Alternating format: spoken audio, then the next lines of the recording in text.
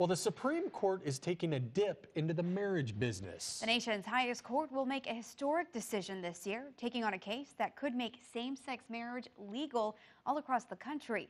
KAGS HD News reporter Tashara Parker took to the streets of BCS and shows us how this decision doesn't sit well with some people, but has others rejoicing.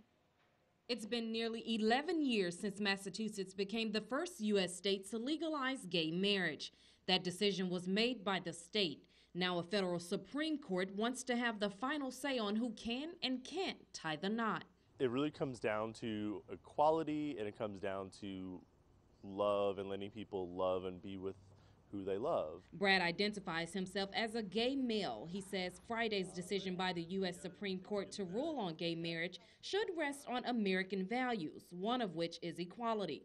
But Austin Luce, a senior at Texas A&M and a member of the University Student Senate, doesn't agree. I don't have a problem with people from the GLBT community, but this is an issue of marriage, and natural marriage has been considered marriage for a very long time. Austin also believes children are better served when they are raised by both a man and a woman. It's a method of thinking that doesn't sit well with Brad. There are studies that show that same-sex parents can provide just the right amount of care as, a male and female couple can. The Supreme Court will specifically address two questions. Does the 14th Amendment require a state to license a marriage between two people of the same sex?